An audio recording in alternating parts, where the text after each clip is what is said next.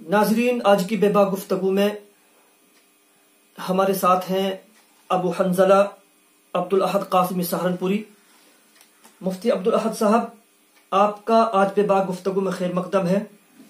नाजरीन, मुफ्ती अब्दुल अहद साहब एक नौजवान आलिम दीन हैं, दारुल उलूम देवबंद के फाजिल हैं, लेकिन अल्लाह तबारक ताला ने उन्हें नौजवानी ही के अंदर इल्म व अमल की बहुत सारी दौलत से नवाजा है।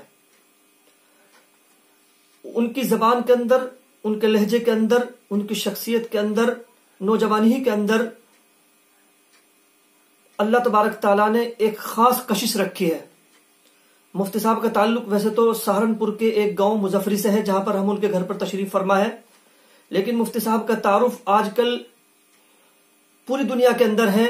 और मुफ्ती साहब अपनी हजरात साहबा से मोहब्बत की बुनियाद पर दुनिया भर में जाने और पहचाने जाते हैं। अपनी हजरात साहबा की मोहब्बत की बुनियाद पर और तहफ्फुज सुन्नत की बुनियाद पर पूरी दुनिया के अंदर मुफ्ती साहब का तारुफ है। मुफ्ती साहब ने हाल ही में एक बहुत बड़ा इल्मी काम अंजाम दिया है। मेरे हाथ में उनकी एक तसनीफ करदा किताब है, खम्स अरबईनात, जो अमीरुल मोमिनीन हजरत मुआविया रजी अल्लाह तआला की फजीलत और मनकबत में लिखी गई किताब है। मुफ्ती साहब ने दरअसल अपने तारुफ और आगाज का सिलसिला हजरात साहबा से अपनी मोहब्बत और हजरात साहबा के दिफा के बारे में अपने कारनामों से किया है। मुफ्ती साहब राजस्थान में रहते हैं, एक इदारा चलाते हैं। उन्होंने हाल ही में ऑल इंडिया तहरीक तहफ्फुज सुन्नत व मदाह साहबा कायम की है।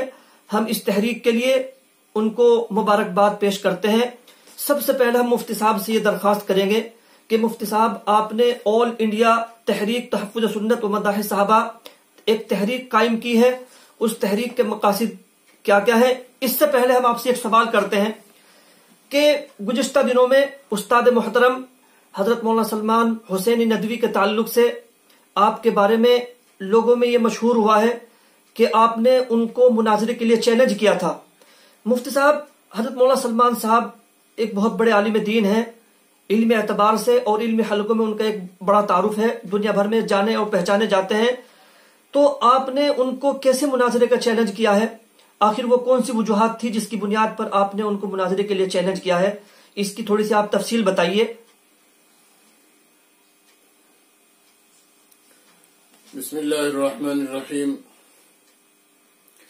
पहले तो मैं एक थोड़ा सा तस्हीह कर दूं कि मैं मुफ्ती नहीं हूं, तो इसलिए आप मुफ्ती से मुखातब ना करें, बेहतर होगा। दूसरी बात, आपने जो पूछा है चैलेंज के ताल्लुक से सलमान नदवी साहब के हवाले से, तो अर्ज है कि हमने उन्हें चैलेंज नहीं किया, बल्कि चैलेंज उन्होंने किया है और तमाम अहले सुन्नत को किया है। और उनकी वीडियोज नेट पे मौजूद हैं। उन्होंने अपने ऑनलाइन बयानात में और ऑनलाइन इंटरव्यूज वगैरह के अंदर उन्होंने उलमा अहले सुन्नत को बरसरे आम कहा है कि मैं जो दलाइल दे रहा हूं वो बिल्कुल ठीक है, और कोई आए मेरे सामने बैठे, मुनाकशा करे, मुबाहिसा करे, मुनाजरा करे। इसलिए चूंकि वो मसला किसी इदारे का, सहाबा के ताल्लुक से जो मसला था, वो किसी इदारे की हदबंदियों के अंदर महदूद नहीं था, वो एक आलमी मसला है। जो भी सहाबा को मानता है वो सहाबा का दिफा करने का पूरा हक रखता है। इसलिए हमने उनका ये चैलेंज कबूल किया था और तमाम अहले सुन्नत वल जमात की तरफ से ये चैलेंज हमने उनका कबूल किया था। तो हमने चैलेंज उन्हें किया नहीं, बल्कि कबूल किया था। मुफ्ती साहब, बहुत अच्छा कि आजकल देखने में ये आता है कि सोशल मीडिया पर हमारी नौजवान जो नस्ल है वो हजरात साहबा के बारे में तनकीद और तनकीद से भी बालातर होकर गुफ्तगू कर रही है। आखिर नौजवान और नई नस्ल के अंदर हजरात साहबा की मोहब्बत के बजाय ये गलत उनसुर कैसे पैदा हो गए हैं? इसकी क्या वजूहात हैं? इसकी कई वजूहात हैं। एक तो इस वक्त नौजवान नस्ल के अंदर जो दीन से बेरा रवी और आजाद ख्याली का जो एक जुनून सवार है, उसकी वजह से सिर्फ सहाबियत ही नहीं बल्कि दीन की जितनी भी हुदूद हैं उन सब से वो लोग बाहर निकल रहे हैं। और आप देख रहे हैं कि सिर्फ सहाबियत का मसला नहीं, बल्कि शरीयत और सुन्नत के मामले में भी लोग जितने बेबाक और जरी हो चुके हैं इस वक्त में, वो किसी भी शरीयत की हदबंदी को मानने के लिए तैयार नहीं है। तो यही एक बेराह रवी और आजाद ख्याली का जो जुनून है, इसी के चलते ये सारी वबा आम हुई है। और फिर कुछ वजूहात ऐसी हुई कि ये जो फितना सहाबा के ताल्लुक से, जो फितना सहाबा के खिलाफ चला है, اصحاب رسول پر اعتراضات کا اور ان کی شخصیات کو مجروح کرنے کا، تو اسے ہمارے ملک کی دو بڑی شخصیتیں جن کا نام تھا پوری دنیا کے اندر، اس کی پشت پہ آ گئی اور انہوں نے اب دلائل دینے شروع کر دیے۔ تو ظاہر ہے کہ کوئی فتنہ جب تک چھوٹوں کے اندر ہو وہ بڑا فتنہ نہیں بنتا، لیکن جب اس کی پشت پہ کسی بڑے کا ہاتھ آ جائے تو وہ بڑا فتنہ بن جاتا ہے، جن کے اندر ایک شخصیت تو مولانا ابوالعلا مودودی کی ہے اور دوسری شخصیت اب آج کے زمانے میں سلمان حسینی صاحب کی ہے۔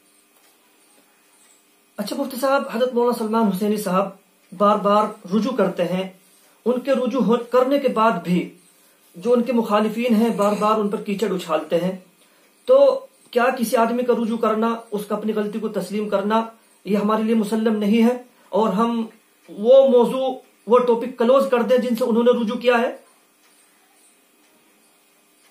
اصل میں یہ بعض لوگوں کو غلط فہمی ہے اور بعض حضرات جو ہے جان بوجھ کر اس مغالطے کے شکار ہیں۔ یہ جو کہا جاتا ہے کہ مولانا سلمان صاحب رجوع کر رہے ہیں اور ان کا رجوع قبول نہیں کیا جا رہا، یہ ایک مغالطہ ہے۔ حقیقت میں اگر ہم یہ پوچھیں کہ رجوع کی تعریف کیا اور رجوع کسے کہیں گے، پہلی بات تو علمی مغالطہ کوئی ہو تو رجوع کیا جاتا ہے، لیکن اس طرح کا صحابہ کے تعلق سے اس طرح کی بد زبانی، اس سے بالکل صاف شرعی توبہ ضروری ہوتی ہے۔ اور توبہ کے لیے علماء نے جو اصول بتائے ہیں، ان اصولوں میں ایک اصول بھی مولانا سلمان صاحب کا جو رجوع جسے کہہ رہے ہیں، یہ جو بیانیہ ہے، جو تحریر ہے، اس کے اوپر فٹ نہیں ہوتا۔ مثلا توبہ کوئی بندہ اگر اپنے گناہ سے کرتا ہے تو اس کے لیے پہلے نمبر کی شرط تو یہ ہوتی ہے کہ ندامت ہو۔ آج تک کوئی دکھا ہی نہیں سکتا کہ سلمان ندوی صاحب نے صحابہ کے تعلق سے جتنی باتیں کہی ہیں ان میں کسی ایک کے بارے میں بھی انہوں نے کہا کہ مجھے اس پہ شرمندگی ہے، مجھے نہیں کہنا چاہیے تھا۔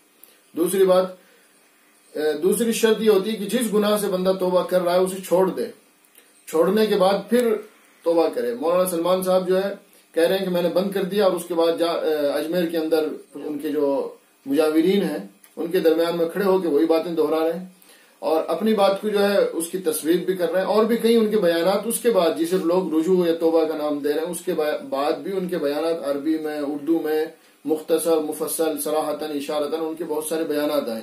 تو دوسری شرط بھی مفقود ہے۔ اور تیسری شرط ہوتی ہے کہ آئندہ نہ کرنے کا عزم، کہ میں آئندہ یہ غلطی نہیں کروں گا۔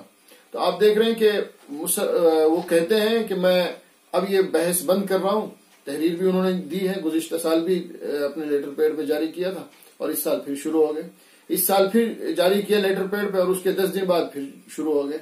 تو توبہ کی یا رجوع کی جو شرائط ہیں وہ ان کی گفتگو میں سراسر مفقود ہیں، اس لیے اسے رجوع کا نام نہیں دیا جا سکتا۔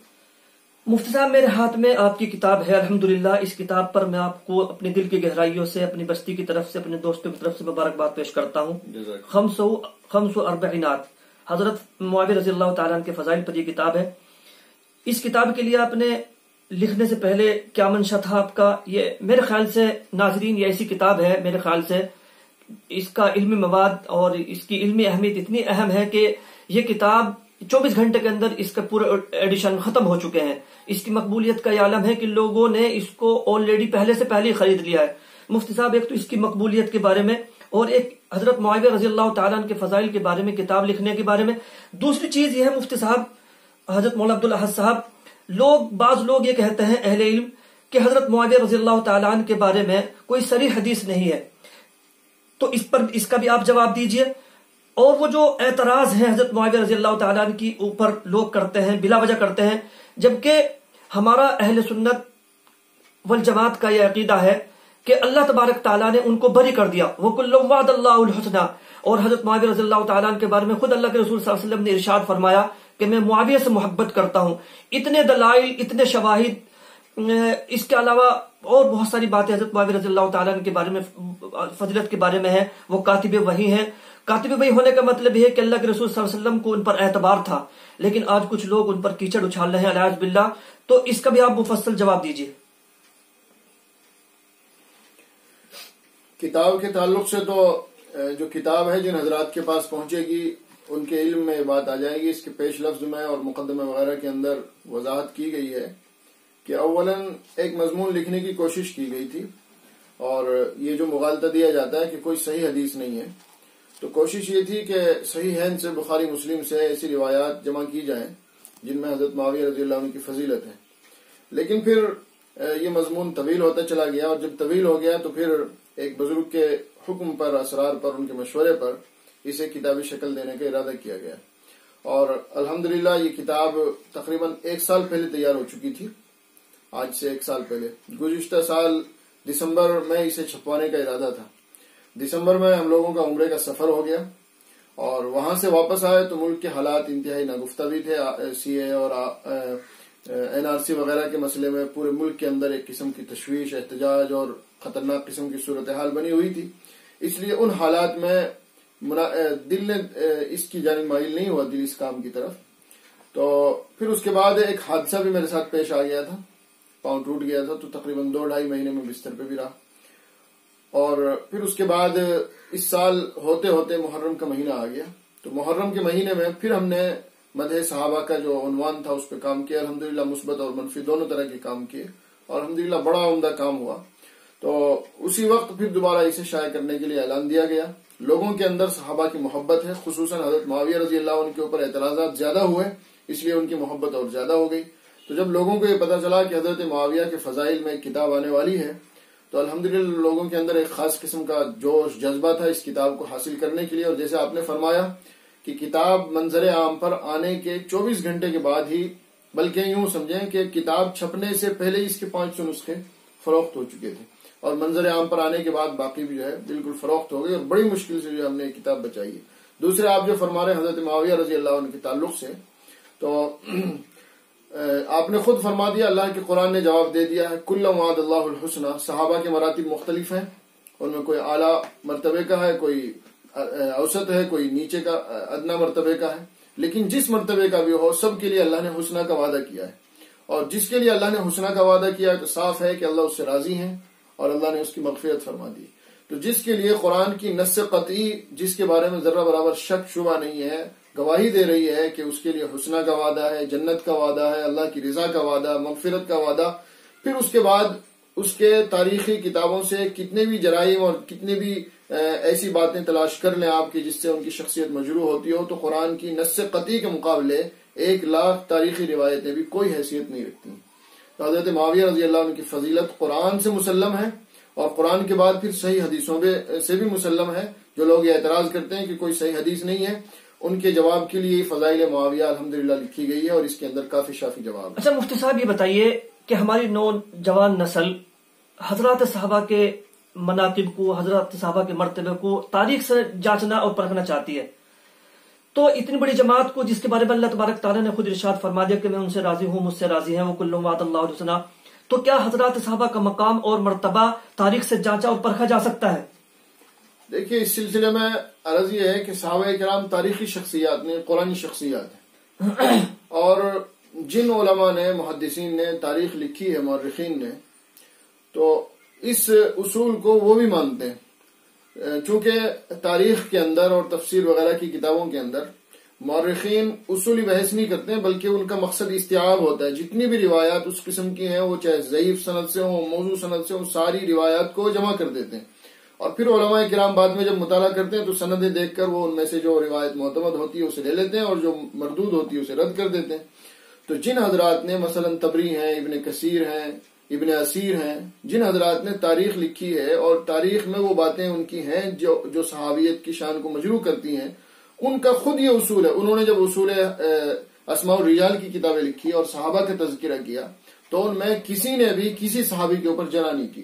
ابن حجر نے تاریخ کی کتابیں لکھی، علامہ ذہبی تو عالم اسلام کے مشہور مورخ ہیں، تاریخ کی بے شمار کتابیں انہوں نے لکھی اور ساری روایات انہوں نے جمع کی۔ اس کے باوجود بھی جب صحابی کا نمبر آتا ہے اسماء الرجال کی کتابوں میں انہی کی، تو وہ صحابیت کے تعلق سے بالکل خاموش ہو جاتے ہیں۔ یعنی آپ جرح تو چھوڑیں ان کے اوپر، کسی محدث کی یا کسی مورخ کی یہ بھی مجال نہیں ہے کہ وہ صحابہ کی تعدیل بھی کر دے، انہیں ثقہ بھی کہہ دے۔ کیوں؟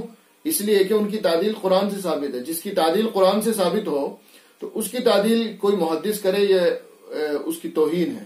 تو محدثین نے جن راویوں کے اوپر کلام کیا ہے یہ تو ان کے اوپر کلام کیا ہے جن کے ثقہ یا جن کے غیر ثقہ ہونے میں شک تھا، اور جن کا ثقہ ہونا نص قطعی سے ثابت ہے ان کے اوپر بحث کرنا یہ خود جہالت بہت بڑی حماقت ہے۔ مفتی صاحب موجودہ زمانے کے اندر سوشل میڈیا پر کوئی تحریک ایسی چلی جائے آپ نے ایک تحریک بنائی ہے آل انڈیا تحریک تحفظ سنت و مداح صحابہ، اس کا مختصر طور پر بتائیے کیا منشا ہے، کیا نئی نسل کے اندر حضرات صحابہ کی محبت پیدا کرنا ہے، اس کا طریقہ کار کیا ہوگا اور آپ کا منشا کام کرنے کا کیسے ہوگا، اس تحریک کو آپ کیسے آگے بڑھائیں گے؟ اصل میں حضرات صحابہ کرام رضی اللہ عنہ اجمعین کی جو مداح اور تعریف و توصیف کا مسئلہ ہے، یہ نہ تو وقتی ہے اور نہ ہی رد عمل کے نتیجے میں ہونا چاہیے کہ کسی نے، چاہے وہ سلمان ندوی صاحب ہوں یا کوئی اور ہوں، کہ انہوں نے صحابہ پہ اعتراض کیا اس لیے ہم صحابہ کی تعریف کریں، اس لیے نہیں، بلکہ صحابہ کی تعریف، توصیف، ان کی مداح اور ان کی سیرت بیان کرنا یہ ہمارا مستقل مشن ہونا چاہیے، کیونکہ صحابہ وہ جماعت ہیں کہ ان کے اوپر قرآن کا بھی مدار ہے، احادیث کا بھی مدار ہے، وہ ہمارے راوی ہیں۔ اگر وہ مجروح ہو جائیں یا غیر معتمد ٹھہر جائیں تو ہمارا جو قرآن چونکہ انہی کے واسطے سے پہنچا ہے، تو جب پہنچانے والے غیر معتبر تو جو چیز پہنچائی اس کا اعتماد کیسے کیا جائے گا؟ تو اس لیے صحابہ کرام رضی اللہ عنہ اجمعین کی جو شخصیت ہے وہ مستقل تذکرہ کرنے کی شخصیات ہیں، اور اسی لیے ہمارا جو مشن ہے وہ کسی کے رد عمل کے طور پر نہیں ہے کہ انہوں نے ایسا کہا اس لیے ہم ایسا کر رہے ہیں، بلکہ ہمارا جو مشن ہے اس تحریک کے زیر نگرانی، وہ مشن یہ ہے کہ ہم صحابہ کرام رضی اللہ عنہ اجمعین کا چرچا کریں اور پورے سال کریں، اور مختلف مناسبتوں سے خلفائے راشدین کا بھی کریں، اہل بیت کا بھی کریں، ازواج مطہرات کا بھی کریں، اور دیگر صحابہ کا، مظلوم صحابہ کا، سب کا تذکرہ کریں، جن کے اوپر اعتراضات ہوئے ان سب اعتراضات کے جواب دیں۔ اور یہ تحریک جو ہے اس کا مقصد صرف مدح صحابہ تو ایک عنوان ہے ہی اس کے ذیل میں، اس کے علاوہ دیگر فتنے، فرقے، ان کے اندر الحاد بھی ہے، ارتدادی فتنے جتنے ہیں اور عقائد اور اعمال خراب کرنے والے جتنے فتنے ہیں، ان سب کا تعاقب اس تحریک کے اغراض و مقاصد میں، جیسے کہ کتابچہ آپ کو دیا گیا اس میں تفصیلات ہیں اس کی۔ اچھا مفتی صاحب، بعض لوگ، بہت سارے عالم دین، بہت سارے اہل علم یہ کہتے ہیں کہ آج کل دفاعی صورتحال اختیار کرنے کا زمانہ نہیں ہے اور مناظروں کا زمانہ نہیں ہے۔ میرا اپنا ذاتی خیال یہ ہے کہ میں سمجھتا ہوں کہ ہر زمانے میں مناظر اسلام کا دفاع، صحابہ کا دفاع کرنے والی جماعت رہے گی۔ تو آپ کے اس سلسلے میں کیا خیال ہے، وہ لوگ کیوں یہ بات کہتے ہیں؟ اصل میں آج کل مغرب کی سازشوں کی وجہ سے مسلمان بیک فٹ پہ ہیں، اور اسی بیک فٹ پہ آنے کی وجہ سے ان کے نظریات تبدیل ہو چکے ہیں۔ یہی وجہ ہے کہ شریعت کی جو اصطلاحات ہیں ان کا جو حقیقی مفہوم شریعت نے بیان کیا اس کا وہ صحیح مفہوم بیان نہیں کرتے جب عوامی پلیٹ فارم پہ ہوتے ہیں، بلکہ اس میں گھما پھرا کے تعویل کرتے ہیں، گول گول کر دیتے ہیں اسے۔ وجہ کیا ہے؟ صحیح مطلب وہ جانتے ہیں، ان کے ذہن میں ہوتا ہے، لیکن اس کے باوجود بھی ایک رعب غیروں کا ان کے اوپر سوار ہے، اس رعب کی وجہ سے وہ صحیح تشریح نہیں کر پا رہے دین کی۔ تو مناظروں کا مقصد صرف یہ ہے کہ عوام کے اندر جب بھی کوئی بگاڑ آئے، چاہے وہ بگاڑ بڑا ہو یا چھوٹا، اس کی اصلاح کی کوشش کی جاوے زمین پر، اور اگر اصلاح کے تمام حربے ناکام ہو جائیں تو پھر براہ راست جو ہے دلائل کی روشنی میں گفتگو کی جائے۔ اور یہ مناظروں کا جو سلسلہ ہے، جو لوگ کہتے ہیں کہ مناظروں کا زمانہ نہیں ہے، ان کے لیے چند مثالیں جو ہے میں آپ کی خدمت میں پیش کرنا چاہوں گا۔ آج کے دور سے ہزاروں درجہ بدرجہ دور خطرناک آئے امت کے اوپر۔ مثلا آپ لے لیں حضرت شیخ الہند رحمۃ اللہ علیہ، جو آزادی کے میدان میں براہ راست جیل میں ہیں۔ حضرت شیخ الہند رحمۃ اللہ علیہ جو آزادی کی تحریک کے لیڈر تھے، ایک لیڈر آج اگر کوئی چھوٹی سی جماعت کا لیڈر بن جاوے تو وہ ذرا سی ایسی بات کرنے سے ڈرتا ہے کہ جس سے کوئی ناراض ہو جاوے۔ حضرت شیخ الہند رحمۃ اللہ علیہ نے اسی دور میں، جبکہ وہ پورے عالم اسلام کی قیادت کر رہے ہیں تحریک کی، اسی زمانے میں حضرت شیخ الہند رحمۃ اللہ علیہ نے تحریری مناظرے کیے ہیں، غیر مقلدوں سے بھی کیے ہیں، بریلویوں سے بھی کیے ہیں۔ حضرت نانوتوی رحمۃ اللہ علیہ جو تحریک کے لیڈر تھے اور براہ راست عملی حصہ لیتے تھے انگریزوں کے خلاف میدان جنگ میں، حضرت نانوتوی نے شیعوں سے بھی مناظرے کیے ہیں اور دیگر گمراہ فرقوں سے بھی مناظرے کیے اور دوسرے مذہب والوں سے بھی مناظرے کیے ہیں۔ تو پرانی تاریخ لے لیں، ہماری کوئی بھی تاریخ اسلاف کی، صحابہ کے زمانے سے لے کر تابعین کے زمانے تک مناظروں سے خالی نہیں رہی ہے۔ اچھا مفتی صاحب، میری ایک رائے ہے، میں ایک بات کہتا ہوں کہ جیسے جیسے زمانہ آگے بڑھ رہا ہے تو حضرات صحابہ کے بارے میں جو نئی نسل ہے اس کے بارے میں جو غلط فہمیاں پیدا ہو رہی ہے، کیوں نہ ہم اپنے نصاب کے اندر باضابطہ طور پر حضرات صحابہ کی سیرت کو داخل کر لیں؟ جی بہت بہتر آپ کی رائے ہے، اور ایسا ہونا چاہیے، اور کاش ایسا ہو تمام اداروں کے اندر کہ بچوں کو ابتدا سے ہی بالکل صحابہ کی سیرت، صحابیات کی سیرت پڑھائی جائے اور ان کے تعلق سے ذہن سازی کی جائے ابتدا سے ہی۔ اچھا مفتی صاحب، آپ کی تحریک میں آخری سوال یہ ہے، عقائد کے بارے میں بڑا دھیان ہے اور بڑی توجہ ہے، بار بار عقائد کی بات ہوتی ہے. بیسیکلی ہمیں اپنے عقائد کو، خاص طور سے اپنی نئی نسل کے عقائد کو بچانے کے لیے کیا کیا کاموں کی ضرورت ہے؟ آپ نے کل فرمایا تھا کہ مسجد کے مسلح سے اپنے عقائد کو اور اپنی نئی نسل کے عقائد کو بچانے کی تحریک شروع ہونی چاہیے. تو مختصر طور پر یہ بتائیے کہ عقائد کو بچانے کی اہمیت، آج کل چونکہ ہمارے بچے ایسے اسکولوں میں جاتے ہیں جہاں ان کے عقائد پر، ان کے ایمانیات پر زد پڑتی ہے، تو اس پر ان کے بچوں کے گھر والے دھیان نہیں دیتے، توجہ نہیں دیتے، تو اس پر بھی کچھ کام ہونا چاہیے، اور کیسے ہونا چاہیے تھوڑا سا مختصر طور پر بتائیے. جی، عقائد کا مسئلہ سب سے اہم مسئلہ ہے، اور جیسے آپ فرما رہے ہیں صرف مسجد کے مصلیان ہی نہیں بلکہ اسکولوں، کالجوں اور مدرسوں اور چھوٹے مکتبوں، یہ تحریک ہماری جو ہے ساری شعبوں کو محیط ہونی چاہیے، کیونکہ اگر عقائد پہ محنت نہیں ہوگی تو مدرسوں سے بھی ملحد نکل جائیں گے، اور اگر عقائد پہ محنت ہوگی تو کالجوں میں پڑھنے والے بھی پختہ ہوں گے. تو یہ محنت جو ہے نا ہماری تحریک کا الحمدللہ ایک مشن ہے، ایک اہم ہمارا نصب العین ہے، اور انشاءاللہ اس پہ کوشش کی جائے گی. مختصر یہ ہے کہ ائمہ حضرات جو ہیں، مسجد کے ائمہ حضرات، وہ اس سلسلے میں بڑا اہم کردار ادا کر سکتے ہیں، کیونکہ وہ محلے کے ذمہ دار ہوتے ہیں. اگر وہ مکمل تیاری کے ساتھ میں، اور الحمدللہ ہماری اس تحریک کا مشن یہ بھی ہے کہ ہم ائمہ حضرات کے لیے ہفتے کے اندر ایک مواد بھی، مدلل مواد جمع کر کے ان تک پہنچائیں گے، تاکہ وہ اس کی روشنی میں عوام تک بات پہنچائیں.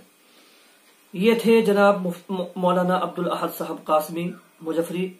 ناظرین، میری طرف سے اور میرے تمام دوستوں کی طرف سے، تمام ناظرین کی طرف سے ان کا خیر مقدم ہے. اللہ حافظ.